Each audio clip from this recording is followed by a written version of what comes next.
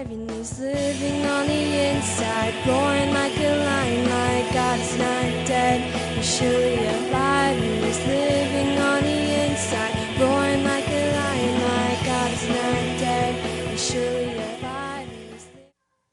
Now, I want to get it straight from the very beginning that when I talk about being contentment, when I talk about being content, I'm not talking, the Bible tells us that we should strive and that we should race and that we should reach for the goal, that we should always grow in the faith, and that we should be more and more the image of Jesus Christ. So I do not want you to get the idea that I believe that you should be happy with who you are, unless who you are is Jesus Christ. But in this world, there is sorrow and there is wealth. It is too, but it's not working, okay? There is sorrow, there is wealth, and there is means by which we survive. But there is also in many people a desire to have more. And it is a desire that drives their lives. And the pursuit of wealth and the pursuit of things and the pursuit of finances becomes predominant in their lives.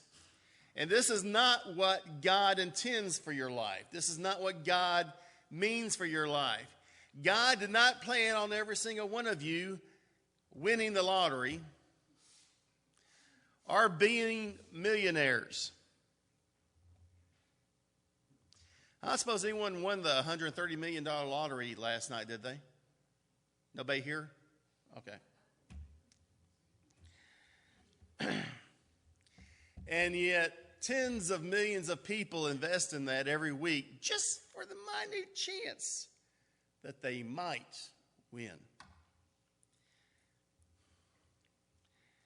But when you pursue those things, you have not the contentment that you need.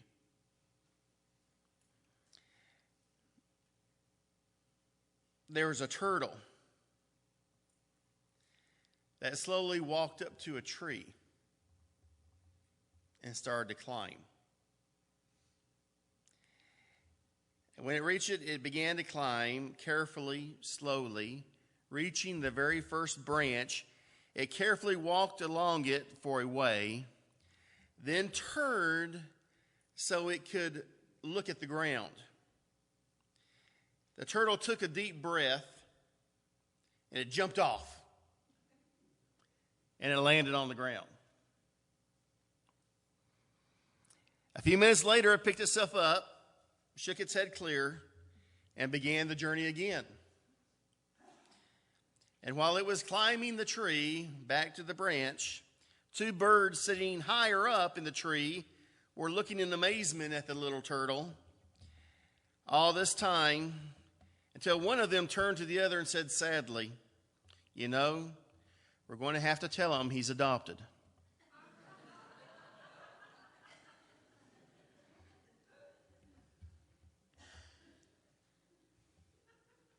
There are many people that think that you should be rich and that you should have wealth and that you should never have a care when it comes to your finances. And yet when God established man upon the Garden of Eden, man predominantly got himself kicked out. And the Lord said, the ground's going to grow thistles and thorns, buddy, this life is not going to be easy. Okay, that was my version added to that, but. And because your life may not be easy does not mean that God has turned his back on you, does not mean that God has forsaken you, and it does not mean that you are some sinner that has turned from God. Because life is not easy. Can you imagine giving back $10,000? Can you imagine having enough? Can you imagine being that content? Paul was. Look at Philippians chapter 4, verse 10. Philippians 4:10. Reading from the New International Version of the Bible.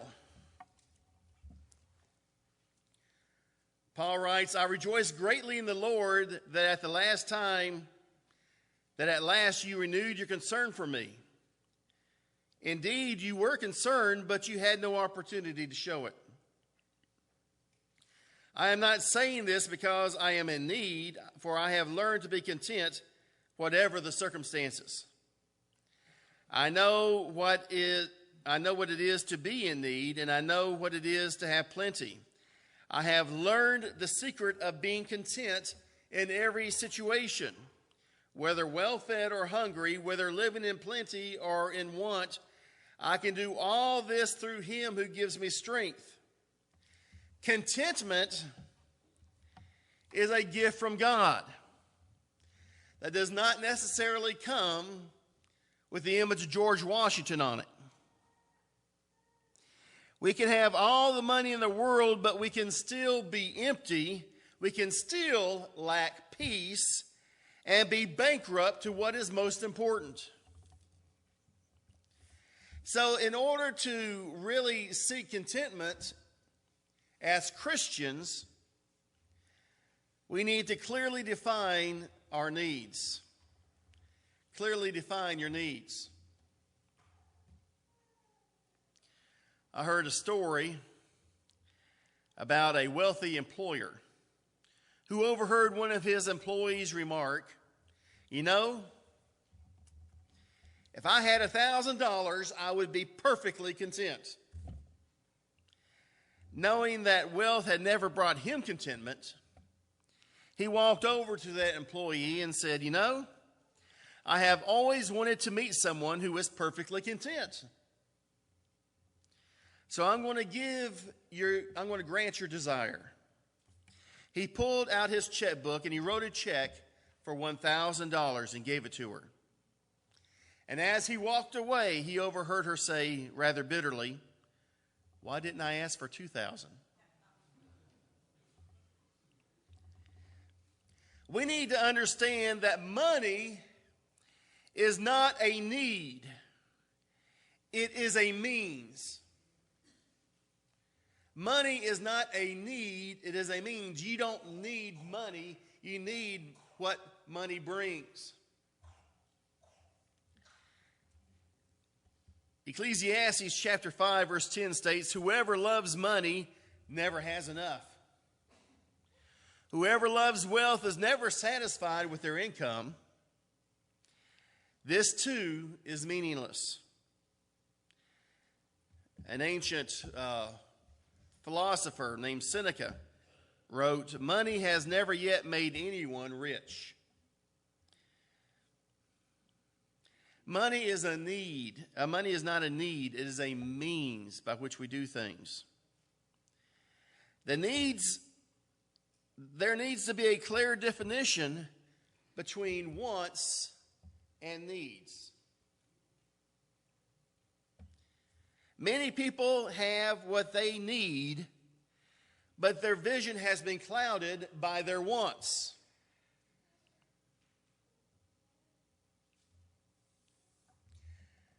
They may have transportation, but it's not as nice as their neighbors.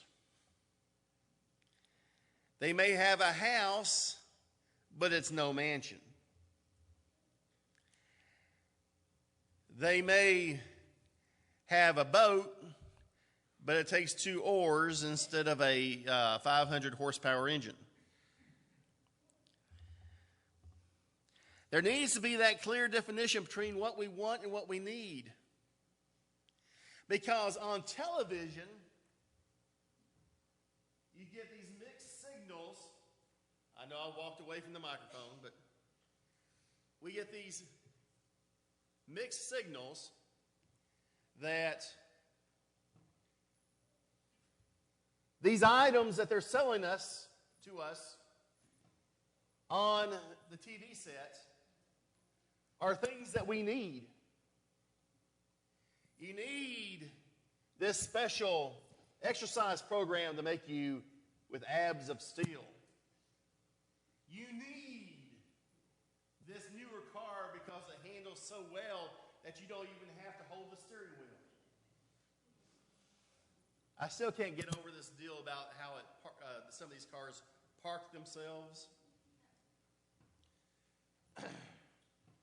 But anyway, you need these certain clothing items in order to look attractive. Let me tell you right off the bat, I don't care how many pairs of skinny jeans you put on me, it's never going to be attractive. But you have all these companies that say, you need this, you need this. And what they want is they want you to buy this. So they try to convince you that you need this. There needs to be a clear definition between wants and needs. Enough is not enough. Enough is not enough. If you wait until you have enough to be content, you will never be content. Enough is when you have what you need. And the Bible tells us that God will supply our needs. Now, sometimes we try to get out ahead of God. Sometimes we try to be, God, I know you've got the best will, you got the best plans for me, but nevertheless, I'm going to help you out because God needs help. So I'm going to get out ahead of this, and it's very much like, let's say, Abraham. God said, Abraham, I'm going to make you the father of a mighty nation. Abraham was old, and Sarah was old, and Sarah just laughed at it. And when that baby didn't pop out right then and there, they decided, well, hey, we'll just take my handmaiden, and she will help be the mother of this mighty nation. That wasn't what God intended. Sometimes we try to say, okay, Lord, I know that you're going to supply my needs, but this is the direction that I need my needs to be in. Because what I really need is this. Enough is not enough. Sometimes we get this idea that we need more.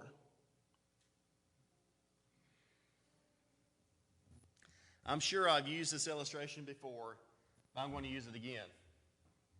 There was this famous Christian contemporary artist by the name of Rich Mullins, who wrote a lot of the songs that we sing on Sunday. He made millions, but he died very young in life. And when they went to his mansion, what they found was no mansion. They found a trailer. And inside the trailer was a couple of shirts and a couple of pair of jeans. All the money that he had made, he had used in the service of the Lord because he had what he needed. Now, I'm not saying you need to go sell your houses and buy a trailer. Trailers are very nice if you're living in a trailer. I'm not trying to knock those down either. But we need to understand there's wants and there's needs. And we need to understand what's enough.